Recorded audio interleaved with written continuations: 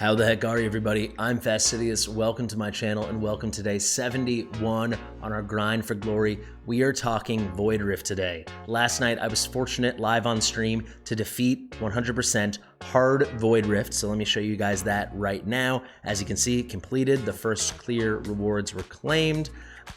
Pretty good stuff. However, in this specific video, I do want to focus on one of the boss fights. Maybe the boss fight I found the most difficult, which was actually phase 1, the Calypso fight. I beat this for the first time last week, so in this video, I'm going to give you a full walkthrough, a full guide using footage from that clearance last week. However, if you want to see how I beat it last night and see how I beat all of the fights, like I said, I streamed it live here on YouTube last night. It took us 3 hours and 42 minutes start to finish to beat the hard Void Rift. That's why I'm not just going to use all the footage now for the video, but you can go check that out. It's published already. You can flip around. Maybe there's some tips in there.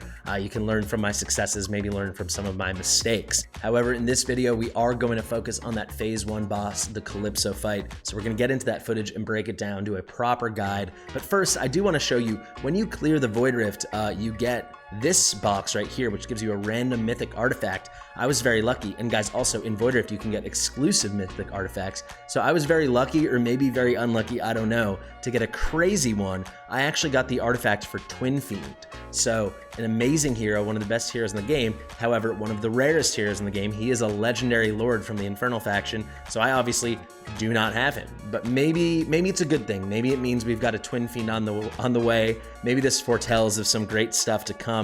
Very hard to locate the stuff when they're all grayed out, but here it is, the Eye of Annihilation. Pretty crazy stuff. He gets a little rage restoration, and then the effect of his destruction command, which is his ultimate, 3 extra waves of meteor showers. I believe that brings it to 6 waves of meteors. So just really, really, really good stuff. Those will only deal, the extra waves will only deal single target damage, but still, now I already was dying to get a Twin Fiend. Now I'm even more excited. However, it's Calypso time. Let me pull up that footage and let's hop right in. So guys, here's the fight. Initially, we have to point out the really tricky thing about her, and that is managing the seal stones. So she can summon up to 3 seal stones. If you don't break the shield she puts upon herself, she will, and her attack is going to increase by 15%. So each time Calypso, the ancient god's messenger, what a mouthful. Each time Calypso, the ancient god's messenger, successfully summons a seal stone, increases her attack by 15%. However, like I said, you can break Calypso's shield to interrupt the seal stone summoning. So the strategy I'm going to employ here is going to be to break 2 of her shields. So we won't break the 3rd one. We will allow her to increase her attack by 15% with that final 3rd seal stone that she does successfully summon. But by blocking the first 2, some other strategic little placements and timings, we actually make the fight quite easy. So recommended BP is 548,000. We're a good bit under that. Here's the team we're bringing into the battle, folks. So no lords. I will point out, guys, I'm bringing Dallin. I really like using Dallin, or just cost generation in general, because it relaxes the fight a bit because you just have more costs, more coins to play with. I will say though, if you go back to the footage from last night, when I beat it again this week, I actually chose to use Wrath instead of Dallin. So if you don't want to, if you're not a fan of cost generation, too cheesy for you or something, you could easily bring Wrath here if you're going to do the thing I do with Arrogance, or maybe you bring, you could also, instead of Arrogance, you could bring like Zealotue or something. Maybe you bring an Infernal Lord for her. I don't know. But as you can see here, guys, no lords to speak of. A nice, clean, simple team. 4 legendaries, 4 epics. Let's get into it. So it's an interesting map here, the way it works. I'm going to be pausing, stopping, and starting a lot, guys. As you can see here, I place Arrogance immediately. That's because coming from these portals, this portal right here, we get these aerial units, and we need someone that can handle aerial units.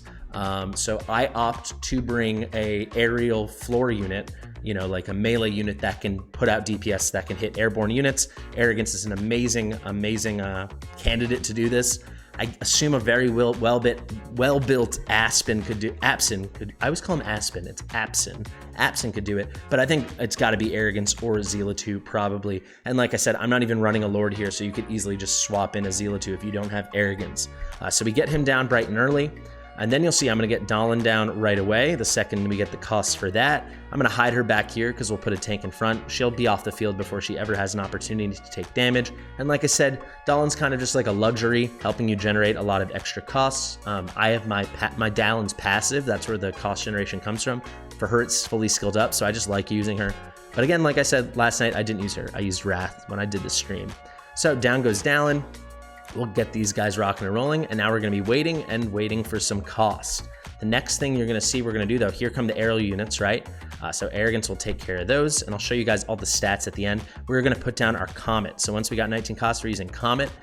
We're kind of using him now, especially at the beginning of the fight, for single target damage, but Comet is just that good. You can see I'm using Tear of Starlight, an amazing artifact for him, and he's gonna single-handedly take down the first shield and prevent the summoning of the first summoning stone from Calypso. So we'll get him down early so we can load up. Now we can get down Dolores. However, Dolores is not there for Comet. You see there, we immediately got a bunch more costs. We got Nocturne down. Dolores is there for Nocturne. So basically you could swap in instead of Comet and Nocturne. You might not even need, you don't even need Dolores if you have two great platform DPSs that can handle the shields. But for me, this is the way I chose to go about doing it. There are plenty options. At first, I was hesitant to use magic damage because I was under the impression Calypso had light armor, but when I finally went and checked it, she just has normal armor. So she's equally, you can be equally as effective with, you know, magic damage or piercing damage. I just went the magic route because these are some nice DPSers I have. But any other DPSers could work, and this honestly would work even without Dolores, as long as your Nocturne was as strong as my Comet is, or your second DPS was as strong as the first one, right? So we let everyone start coming.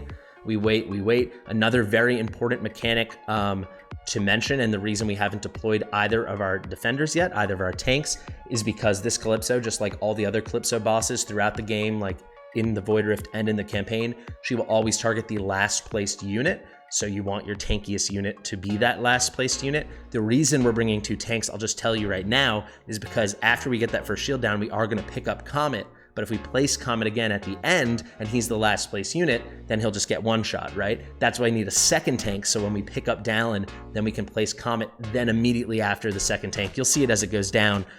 Then we're allowed, he's in the clear, right? So here goes our first tank. We're gonna go for Regulus.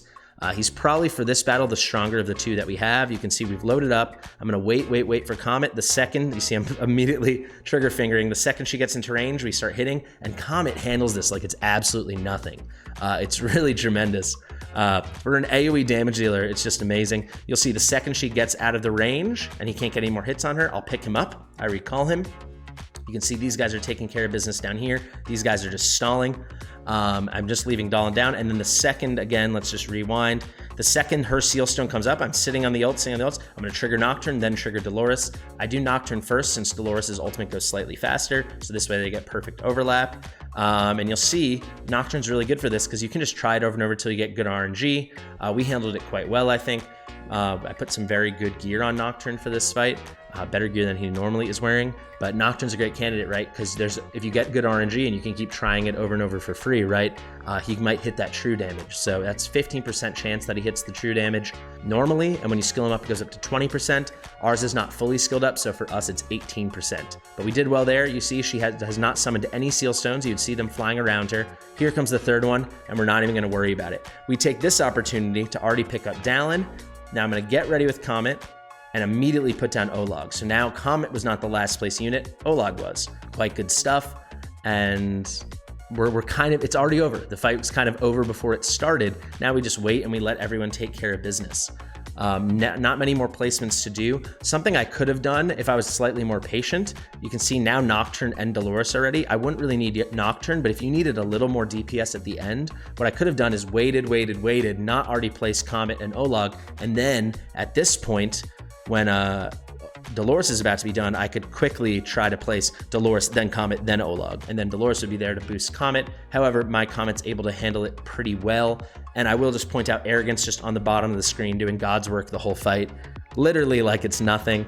Arrogance is so good, especially if you get those ultimates cycling at a good rate. He would be even better if you had some form of Nightmare comp. This was even smoother last night when I did use Wrath instead of Dahlin. but it's all about if you can make the cost work. I didn't think I could, but then I learned last night that I could. So you can see nothing else is really going to happen. There's 7 units left, but Arrogance will take care of these 3, and then Comet and the tanky gang will slowly take care of this. Just total tankage, total healing. It's kind of good to go. You can see these guys will stay on the bench. I might actually deploy them at the end for a second, but they'll just instantly die yet here. I'm like, oh, maybe I can deploy Dolores quickly. Nope, 1 shot. Okay, she's done. So the fight goes. Now it's just down to the boss, and we just wait for Comet to take care of business. He does, and that's that. So it actually, what was quite a puzzle of a fight, turned into quite an easy fight. I do want to give a quick shout out to Ulel. He was the one who gave me the idea to why don't you try Comet? Because in my head, that whole time, up until he suggested that, I was like, why is he suggesting magic damage? Doesn't she have light armor? And that's when I checked, and I was like, oh my god. But even still, I don't know if my brain would have immediately gone to AoE DPS over single target, but it worked. It worked. Originally, I was trying this with Brienne and Tariel, and you see I ended up with Comet and Nocturne, and it worked quite well. There are the stats, guys. You can see Comet and Arrogance hard carries. Nocturne obviously quite low. He was only down on the floor just to take out that shield. But you can see 1.5 million, almost 1.6 million, just focusing that one moment and then immediately leaving the battle. Pretty good. Dolores helps Nocturne in a big way, right? Because when he does deal that true damage, that can't crit, so it's completely based on his attack. And there you go, guys. That is the end of the fight. So I'm gonna hop back into my account now, guys, and we'll break down the gear, and that'll be the video. Okay, guys, for those of you that are interested, I will quickly go through the gear. So we'll just go class by class here. So for our fighters, with Arrogance, I'm running him in a Night Terror set and an Annihilating Might set. This is one of the nicer pieces on my account, so he's wearing that. No crit rate though, so I was finding crit rate elsewhere. You can see he did all that with only 71% crit rate, guys. I'm someone who really believes in not overly valuing crit in this game. Attack is very much king, and getting some nice crit damage can really help. I'd rather have a much higher crit damage and crit like 10 or 20% less of the time, because in this game you can always just retry things till it works, which is something I really like. So I'll show you top stats here. So pretty good attack speed. I would really think I need this at 261 to get the next tick, but it's all right. So we didn't get minus 0.9, we got minus 0.8. So it's 1.6 second interval, quite good. Not as good as you'll normally see him because we didn't run a Nightmare comp, obviously. No Wrath to speak of. Decent rage regen for what I like to write, what I like to run. And then the attack is like solid, like nothing to lose your mind over, but it's pretty solid. Arrogance obviously has very nice base attack. So moving right along, I think the only other fighter to speak of here is Dallin. Super simple, stats don't matter on this, just get her into Mana Spring. Rage regen honestly doesn't matter in the end either because she never gets any hits out. This is what I have on her for other fights. But basically you just want that Mana Spring to get the extra +3 auto and just get that, get everything going faster. But you know, as I'm saying this now, I don't think that affects her auto passive here anyway. So she kind of didn't even need any gear. She could have been totally naked, but you see I do have this fully skilled up, so that helps. But also, like I said, you could just bring Wrath. He totally worked for me in this build that I did on him last night. Okay, so moving right along, our 2 tanks. So I'm running a Guardian set here on Regulus, and then just your Life Force. I'll show you the total stats. Regulus has very high base stats. We're over 7,000 defense, which is quite nice, and coming up on 100,000 HP at almost 97,000. That's pretty nice. He's running a +10 Olog's Wall, so still base promotion. We can go to Olog. He's running North's Will. He easily could also be in Olog's Wall. It doesn't really matter, but I do think North's Will and Olog's Wall are like the best choices for him. I just have this on him from some stuff I was playing around with in Artifact Material Raid, I think. It doesn't really matter. Fully skilled up. As you saw, his job is just to tank the hits from Calypso. He was behind Regulus, right? So it doesn't matter too much. You don't need so much tankiness. We went Broken Set here and then Life Force. The total stats we came up with were 82.2k and almost 6k defense. I'll just click through this really quick if anyone wants to pause the video. There you have it.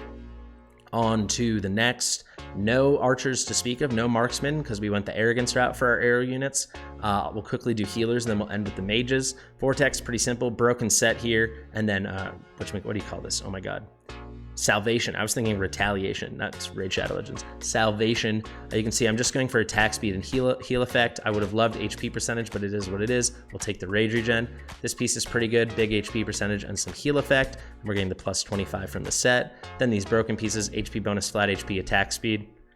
Really, this is only missing heal effect. This is a good piece. Rage Regen's nice too. Here we're missing a big flat HP roll, but at least we have it. We've got a really nice attack speed, but again, we're missing the heal effect. That's why I'm choosing to run this Salvation set. It's really about just using the pieces of the puzzle to get to the base stats you need in the end. So here we didn't get flat attack, but we did get attack speed and we did get heal effect, and I'm running HP bonus on everything. The final build I honestly think is quite good, 38.6k HP. I wish it was over 40 just for a round number, but that's fine. Attack speed is very good, as you can see, 353. This gets a full 1.3 seconds off that interval, so he's under 2 seconds at 1.7 seconds, and the heal effect is very healthy at 85. You can see we were not really ever in danger. You could definitely go with a worse build than my Vortex, but gosh, is Vortex good. Finally, let's go to our mages, our main damage dealers for this fight besides Arrogance. Comet's wearing the gear. If you watch my stuff, he's like always wearing this gear. This is the set I keep on him. The curse set doesn't really matter since he's never really targeting that many enemies. I guess at the end it made it go a little faster, but it's really just about the stats. Attack bonus, crit rate, crit damage. Maybe the best piece on my account, crit damage with a big attack bonus, an even bigger crit rate, and some attack speed to boot. Here we got attack bonus, crit damage, attack speed, crit rate, kind of everything we need except for flat attack. This one's very nice with attack bonus, crit rate, attack speed. It's always nice with getting these ancient pieces. I only have 2 ancient breastplates. I only have 5 ancient pieces total for Mythic gear, but it's really great when you can get attack speed. The only way you can get attack speed on breastplates is by having an ancient piece. Here we got attack speed, attack bonus, no crit to speak of, but we got a lot of other crit elsewhere. So we ended up with a very nice build, if I do say so myself. So 15.3 attack. What else we got? 1.5 second interval, took 1.1 seconds off, 331 attack speed, 82 crit rate, which is like 80% crit rates. Like that's what I'm always going for, like 4 out of 5. If I try things enough, I'll get great RNG one time and I'll destroy it, because then you get to run a really nice crit damage build and a nice attack build. His artifact here is Tear of Starlight. I should mention on Vortex, his artifact was Orb of Euphoria. I'm realizing I forgot to show that. Finally, I was able to pull, guys, this is not what was on him actually. We had Iax's Rage on him. I was able to pull from, I think just doing AMR and doing summons last night, I did get my newest Tear of Starlight. So that's really good. So I'm keeping that on Nocturne now. However, this is what actually was on him when I did it a week ago and when I did it last night. There's your nice little Iax Rage. And then for gear, we went Calamity, because you really just want to get that attack as high as you can pump it, especially since his base attack isn't like that high. It's quite average, I would say, for a Legendary Mage. But we did a Night Terror set. He does have some crit. 47% is pretty good crit for Nocturne, because his crit doesn't matter that much. So when he does get some crits, he will get the damage increase, and then you just wait for the RNG to line up. So not the best gear at all that he's wearing. Some crit damage, amazing substats, but none of them have great rolls. Attack bonus here, and then this is quite a nice one. The Rage Regen's really good. The big flat attack, the crit rate helps. This is a really good piece. Here, big attack bonus to touch a crit, and here we got, you know, no crit to speak of, but at least we got, you know, plus 16, so we get the big flat attack, maxed out primary. And then with the secondaries, it's pretty good with the 18.5% bonus, and then the attack speed. It's really nice to get some decent amount of attack speed on Nocturne, I will say, because when he's getting this, what does he call it? The Nightmare or Dark Sacrifice, and he has those chances to deal true damage, it's pretty important that he gets as many chances as possible. So quantity can produce that quality, right? The more opportunities he has to trigger that, the better, and he'll get more opportunities because it can happen on his basic attacks on anything. The more opportunities he'll get is he'll do that by having more attack speed and having a lower interval. So his base 2.6 second interval is down 0.9. So that is 1.7 seconds. Pretty good, 252 attack speed. That's how we did it, folks. I hope this was helpful, really getting into the weeds there. I'm very happy to have beaten Hard Void Rift. I would think I'm probably about a month away from even thinking about taking on Nightmare. So I'm just gonna grind the heck out of my gear. You're gonna hear a lot about that this week. Thank you so much for watching. I've been Fastidious. I'll see you in the next one.